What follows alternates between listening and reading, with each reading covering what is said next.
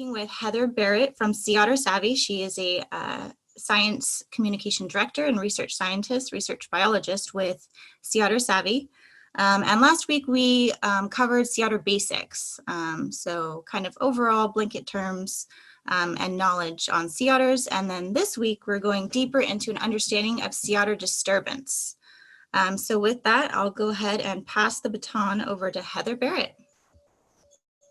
Hi guys, thanks Robin for the introduction, and I'm just going to start my video so everyone can see me just for a moment before we start. So hopefully that works. Hi everyone. Welcome back. This is our second of the webinar series, as Robin mentioned, and today I just really wanted to discuss with you guys more about disturbance and sort of going into what the impacts that are for sea otters. And the goal really is to go over, I want to identify some of the issues with disturbance and the vulnerabilities specifically to sea otters, and then walk you guys through sort of the science to outreach process, since that's what you guys are going to be using with your outreach. So hopefully everyone learns a little bit of something today. We're going to start off with the poll. We're going to try to get some interaction with all of you guys this morning or this afternoon. And so we'll start with that. And then what I'm going to ask is that we hold all questions into the end. So we will double back on the poll at the end of it, and then we'll open it up for questions. And we'll also have Jenna Bental here with us to assist with questions as well. So I'm going to say goodbye with the camera, but I'll stay on with the mic. So hopefully that works. Okay, great. Well, so like I said, we're going to start off with a poll. And so I wanted to ask you guys the question, what is the most recent recommended viewing distance guidelines for sea otters? And so up there, there's A, 150 feet, B, distance doesn't matter as long as they aren't looking at you, or C, a minimum of 60 feet or 5 kayak lengths. So I would like all of you guys just to choose from one of those buttons. You can see, hopefully, if I pull this in front again, can you guys see all of this? You can choose A, B, C. So I want you guys to try to choose one. And don't worry about the answer. We are gonna be reviewing this at the end. I just want to get a good baseline to see where everyone's at, and it'd be interesting to review it after. So once you have that, I am not going to submit mine. So I guess I closed that. But if you guys all can submit, then Robin, once we'll give probably another 30 seconds, we'll be able to show us results.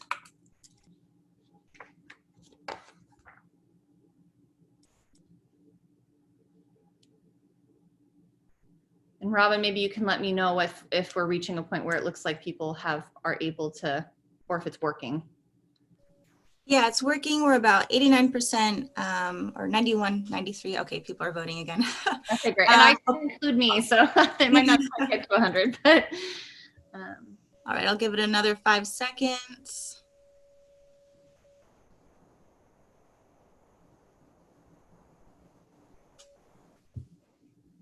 All right, and are we sharing the results? Yeah, I would love to see the results now, just so everyone can see them. Okay, great. So we had A being 15%, B as 7%, and C as 78%. Okay, great. Thanks, guys. And then we will double back on this at the end right before we finish questions. So thank you for that. And now I'm just going to jump. Oh, my computer doesn't. Oh, we're going to jump right into the issue, which is that people are getting too close. And so for many, I do find it's difficult for them to recognize certain actions as being considered disturbance to wildlife. But the reality is it's a growing concern, especially with the discussion of human-wildlife conflict. And so these images that you're seeing are just a few. There are many more, but they all are depicting people getting extremely close to wild animals. And so when you have disturbance, there's a potential for increased avoidance behavior, increased stress levels, reduced foraging, habituation, change in habitat use, and of course, there's always the potential for injury to the animal or even the human. And so since researching this issue, I feel it can be broken into 3 main factors as to why it's really a concern here for California. And the first one is economics. Now, maybe it's not the most, not in the last couple months, but in the last few years, California definitely experienced an economy boom.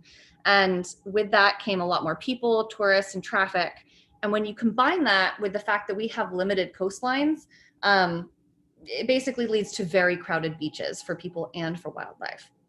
And so the second that I think a lot of people don't always think about, maybe they're starting to think about it a little bit more now, is the birth of social media and smartphones. And so the first iPhone was released only in 2007. And so that's really only 13 years ago. And it really has changed how we create and use as well as view our media. And so this little clip here that I'm going to have play, it's an advertisement from Apple, and it's promoting that most recent iPhone 11 camera quality. And it is a beautiful video. It's very appealing, but what a lot of people don't realize is that if you're focused on the behavior of each of those animals, it's showing fight or flight. Some of them are actually quite aggressive.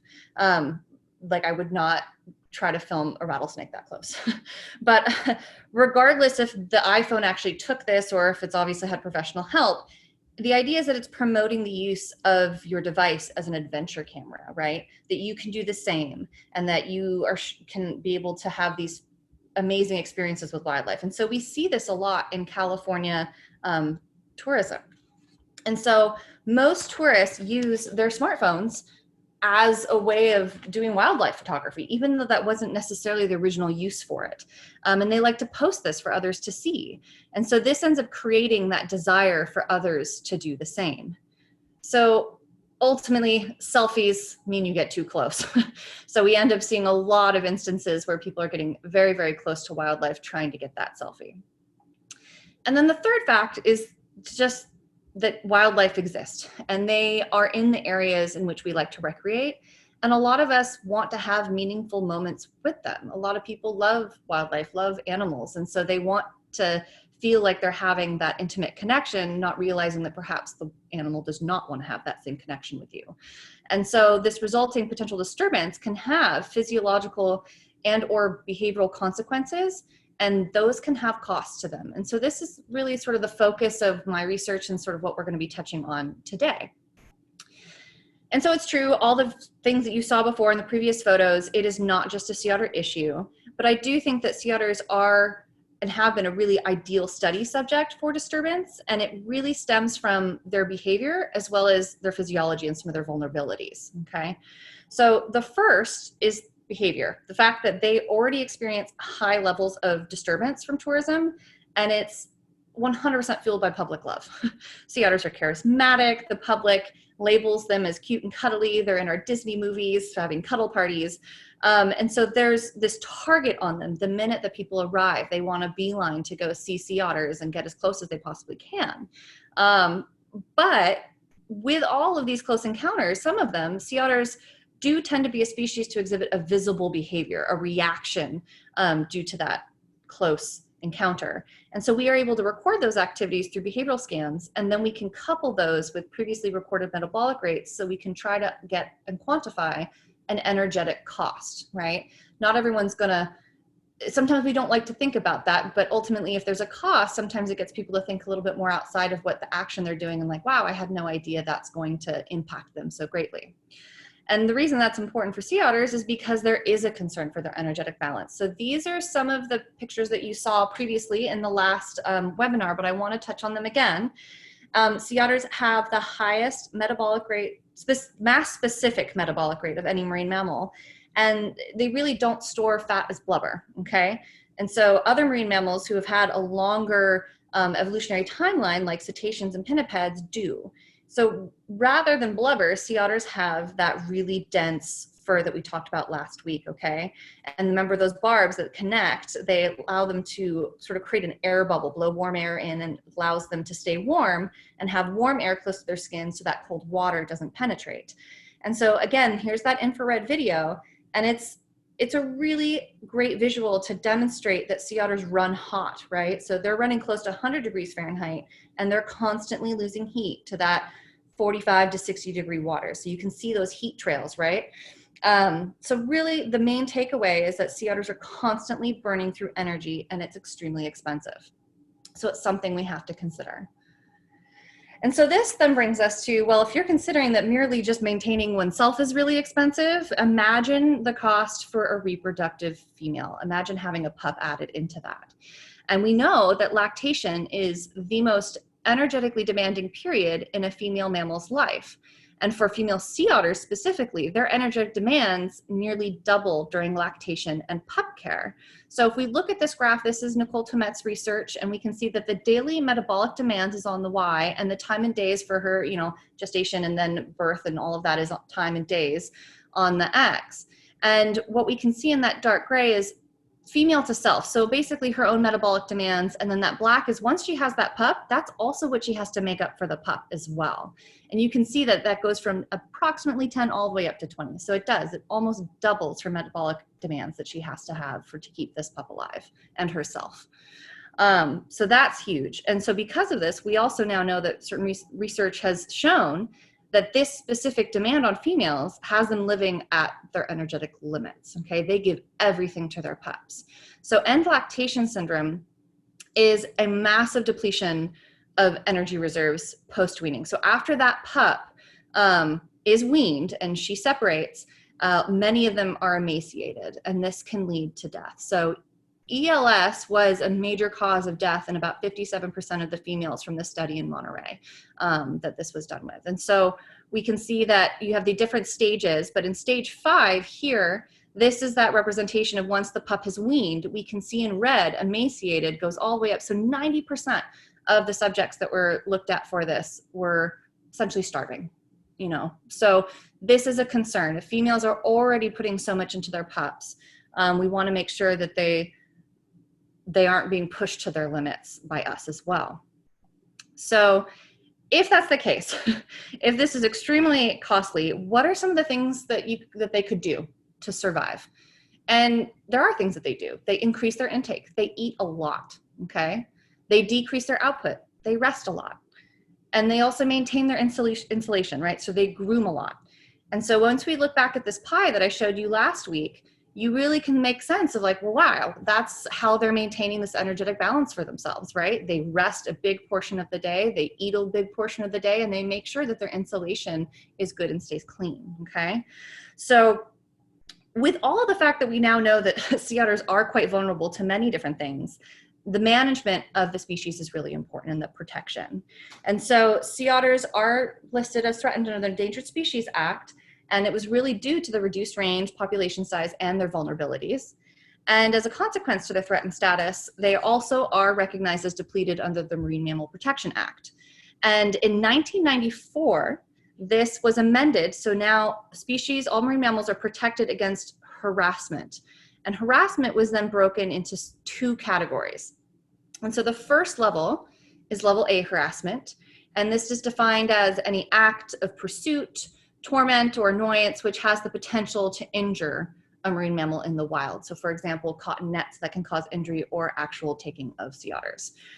Now, the second level is a little bit more subtle, okay? This one it has the potential to disturb a marine mammal by causing a disruption of behavioral patterns that can include migration, breathing, nursing, breeding, feeding, or sheltering. And so really this isn't necessarily a direct injury, but these impacts to these specific behaviors ultimately can lead to long-term changes that can negatively impact populations. So this is also of concern. And so our concept disturbance would be falling under this level B harassment.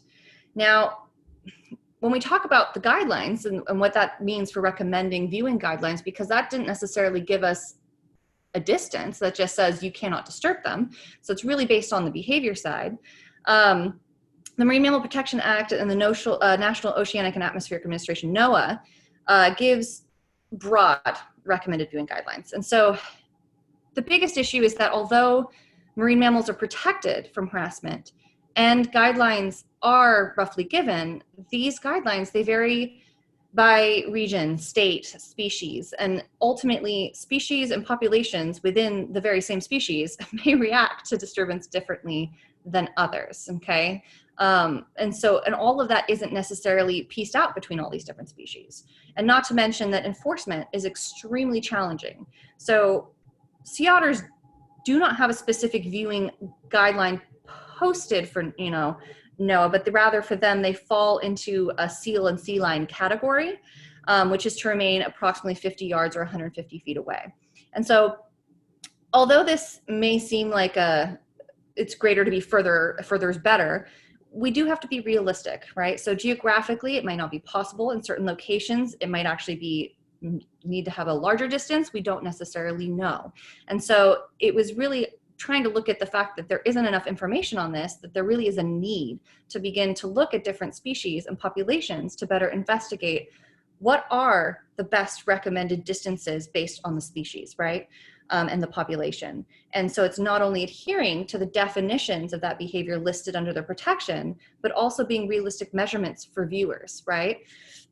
So this is just to give you guys a sense that this is a really complex issue. It's not black and white. It's not easy just to say, choose this distance, that should be fine. We've learned that that doesn't always work. And so that's sort of why this project and my thesis was really trying to look at, okay, well, how can we start to develop and understand a little bit more specifically about sea otters and how that changes between their population. Another thing that I want to mention is the risks of habituation also complicates all of this. So is habituation coexistence, or is it habituation? And is that a good or bad thing? Because we know that disturbance is the disruption of normal behavior. But if that's the case, I mean, habituation usually lends to reduced fear, which can increase boldness. It can also lead to increased aggression in scenarios where, you know, that distance is very, very close. Some people have been attacked. That also can increase vulnerability to predators. Perhaps there's a sort of a desensitization of risks that they no longer paying attention to. That can also, if there's chronic disturbance or if they're having chronic stress related to habituation, that can also reduce, you know, increase their risk for disease, and that can increase disease transmission. And of course, there's always the risk that for bold otters, if they are causing problems, if they're getting too close or they get into places that they're not supposed to get, and we can also kind of think of this with bears in parks, we hear about that a lot too. There are consequences for bold otters, and that usually ends up with them being removed from the wild population, which we don't want that for them. They deserve to be out there, and we don't want to risk that for them. So with all of that and understanding it's such a complex issue, we really had two main objectives that I want to go over with you guys. And the first one was really understanding the degree and frequency, but getting an idea of how does stimuli distance influence sea otter response? And then also, what is that energetic cost? If we're able to quantify that, perhaps that can be a really good, useful tool for making sure that people understand what that cost is. And so for this project, there were three main locations. It was Moss Landing, Monterey, and Morro Bay. And these represent a variety of different habitats. We have estuary, open bay, harbor, and there were three main sites at each of these locations where sea otters and high levels of tourism overlap. And so at each of you will probably recognize this, this photo, but at each site, scans were conducted by volunteer students and interns of Sea Otter Savvy, who I collaborated with for my thesis. And Sea Otter Savvy began collecting data in about 2015, and scans were done through all seasons, throughout the week, for really thorough coverage. It's really amazing what has been accomplished, and they continue to keep doing these scans. And as of last year, when this data was being used, the effort resulted in 652 scan sessions, over 1,300 observation hours, and over 72,000 instantaneous activity states for sea otters. So a huge data set, and that is really useful when we're talking about behavior because it's so complex. So part of what for the scan sampling that was done, it was 2 hours long, and every 15 minutes they would do a scan, and it was with groups of sea otters, and we collected a variety of different information, all the different things that you could imagine could impact disturbance, right? So stimuli, distance, tide, wind, group size, pup presence, kelp canopy, all of that. And then down to the left, I just gave an example of some of the stimuli that we see, like kayaks and boats, and that they were classified into sort of 3 different craft sizes. And a lot of what we mainly saw was small craft with the rental kayaks and such. And then over on the right is looking at some of the different behaviors that we record, and that the fact that they are then categorized into inactive and active states. And the reason that was important is because I want to really emphasize the concern is for resting sea otters, right? So if we're understanding that they have that high energetic cost that they're dealing with every day, and they choose to rest, and they rest for a big portion of their day, it's the change from that inactive to active, that increase in the energy use that we're concerned with, okay? So really resting otters we want to respect the nap and make sure that they're able to rest. And so I'm not gonna go, don't freak out, I'm not gonna go into a whole model analysis thing for you guys, but I did really think it's important to touch on the fact, since you guys, are gonna be learning a little bit about the science and how we get there, that we did use a hidden Markov model. And all that really means is that it's an extremely predictive tool. And this type of model is being used more and more in ecology. And it's because it's able to take in all of those different parameters. Remember, I just said we were taking tide and wind and pup and all that stuff. Like, that is a lot of information. And so it allows us to put all of that in from what we see. So we can create a model that is actually based on our data. Right? So our data is inferring the prediction of what disturbance could happen given, let's say I want to know what happens at this time of day in this place with this scenario. So it allows me to ask those questions and reproduce that. And the reason is because behavior is so complex, right? So at any one moment, a sea otter could decide to go in any direction. Maybe he's hungry. Maybe he wants to go sleep in the kelp. Maybe someone's coming straight at him. We don't necessarily know. So by being able to have all of that scan data and that a massive amount of scan data, we're able to really have a strong model that gives us a really accurate sense of what we are seeing and how do we predict disturbance in certain scenarios. So now this is my sea otter bullseye. And this is just really to get to that concept of distance. And the idea that kind of to help introduce the concept that the closer you get, there is likely sort of a gradient of behavior changes for sea otters. And so there's maybe potential thresholds or disturbance zones. And so the objective is to investigate, okay, well, what are these distances? And are we able to sort of map that out? So on this, on the left here is the actual output for our data on average across all those different locations. As you see that kayak getting closer and closer, that potential for disturbance increases exponentially, okay? And so the potential for disturbance is essentially like if I was at that 30 feet mark, 0.5, that's 50% potential for disturbance. So if you're that close, probably about half of those otters are going to become disturbed. So that's how you would read that graph. But ultimately, the takeaway here is that the closer you are, the more likely it is that you're going to cause a disturbance. And that's what our data shows.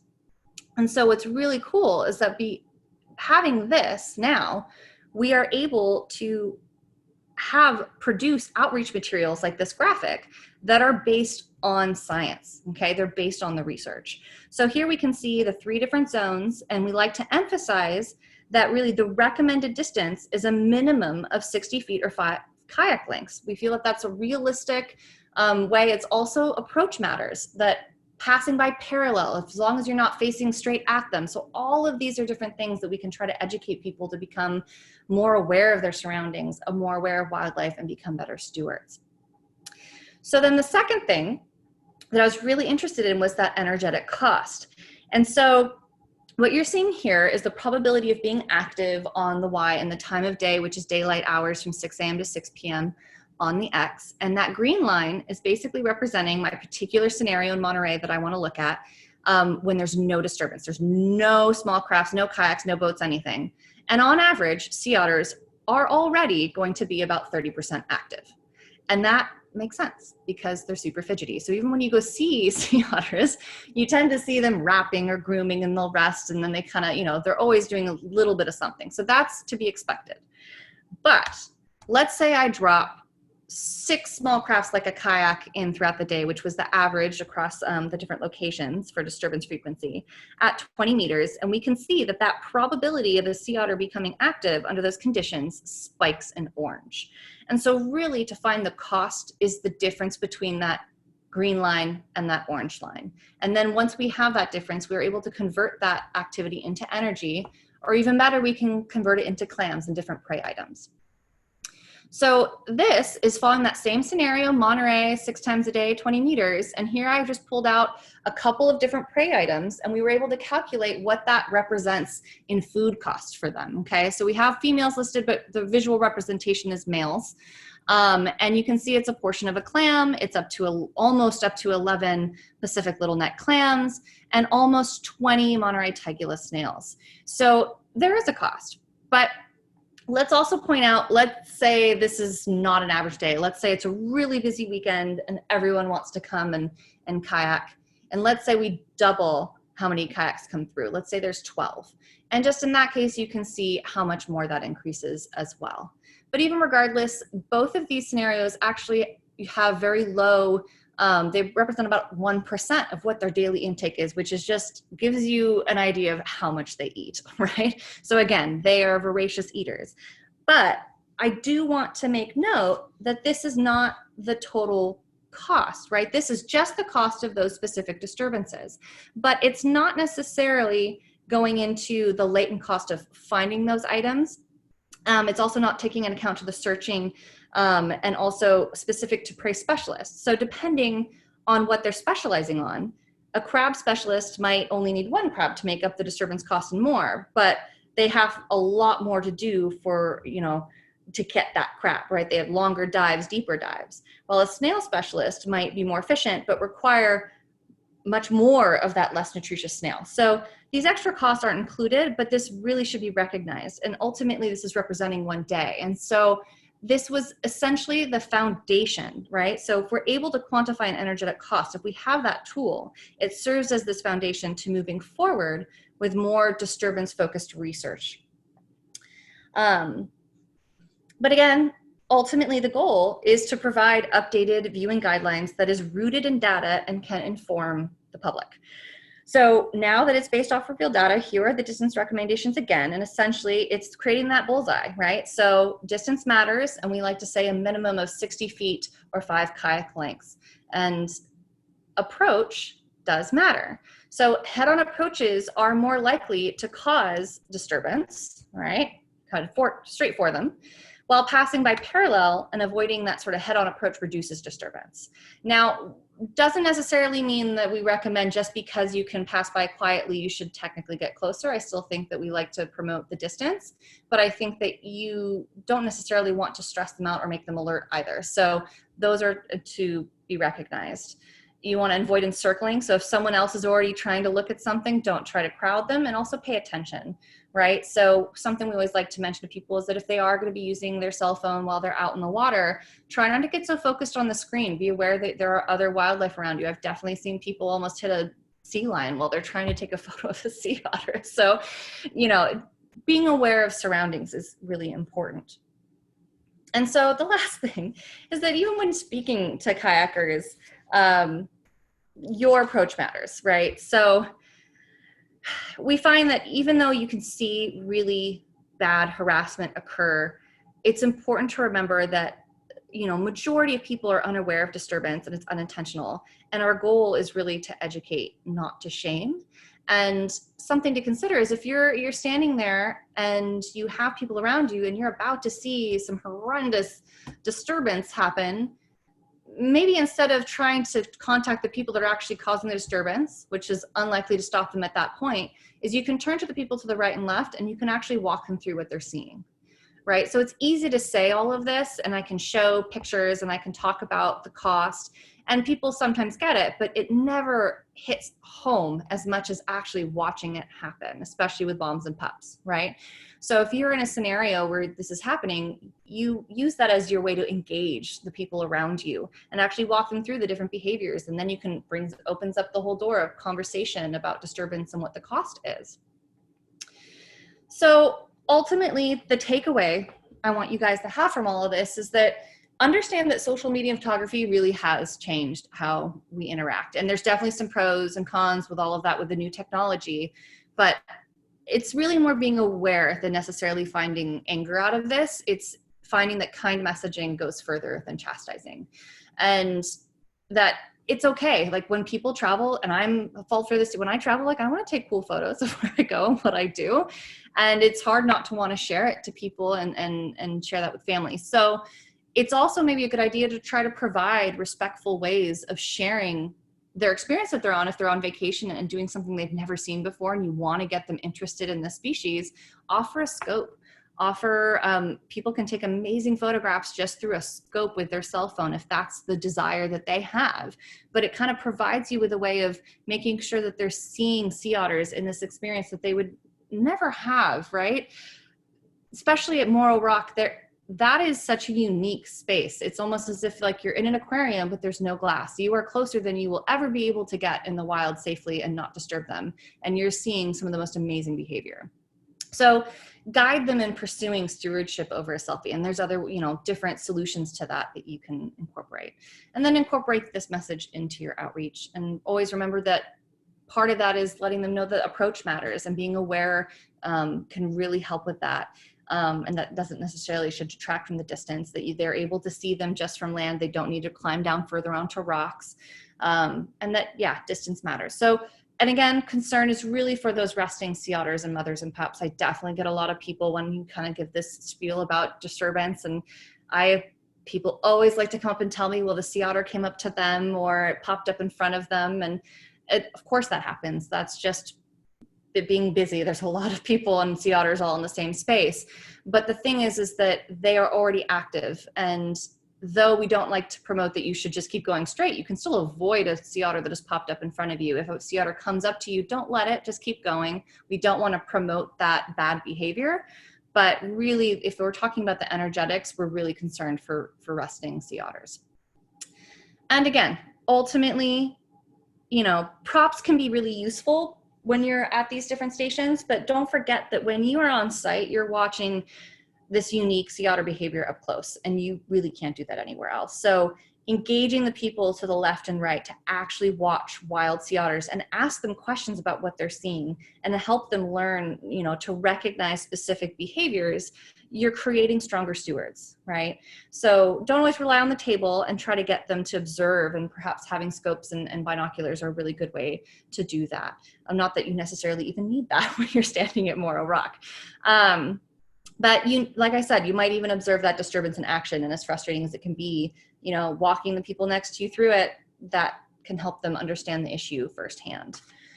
And so if you guys are interested in learning more about Sea Otter Savvy or participating in anything, you can visit seaottersavvy.org. If you're interested in more of the sort of analysis, the model, and the research behind it, you can see my full thesis. It's on YouTube. And you should follow us on social media. We always try to do a whole bunch of different types of outreach that can be used by people. And you can always email me directly at heather@seaottersavvy.org. Remember to respect the nap. And now I'm going to bring us back to our final poll.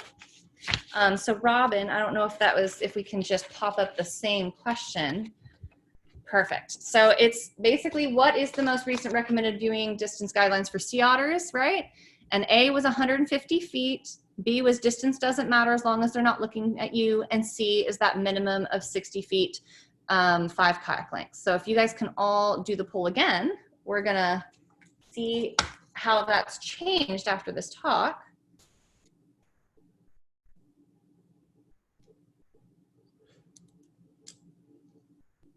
And I'll let Robin sort of give us a sense of when we're reaching a good point where everyone's able to answer. Yeah, we'll probably do another 20 seconds or so. Okay.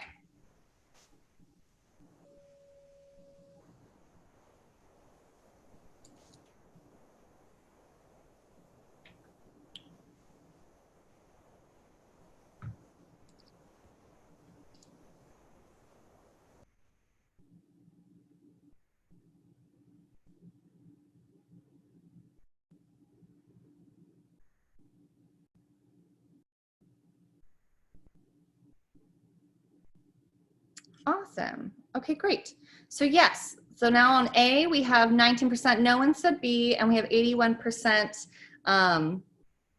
for C. And so just to walk through what these answers were sort of kind of trying to show was that what is the most recent recommended viewing distance guidelines for sea otters? So A, 150 feet is what is posted on NOAA, but it's not necessarily specific for sea otters. It's for seals, sea lions, and sea otters are kind of plugged in there. So it's not necessarily a wrong answer. It's definitely, some people will, if you Google that, it's one of the things that pops up from NOAA. However, it is something that it can be really difficult and maybe unrealistic in certain areas that we see a lot of tourism. And so B being the distance doesn't matter as long as they aren't looking at you. That was sort of a trick question because with the guidelines given with the the law, it's sort of based on just reaction, right, and behavior change. And so, like I said, we don't want the behavior to change, but also distance does matter, right? So we don't want to promote people, as long as some people like to think that, and they can get really close and it never woke up, and that means I didn't disturb it, and that is true. However, a lot of people watch other people, monkey see, monkey do. And so not everyone is going to have that same reaction. So we do not like to recommend that that's the only aspect. And so really, we like to say that a minimum of 60 feet or 5 kayak lengths, which is really based off of the data that was coming out of looking at these 3 main locations out of California. But awesome job, guys.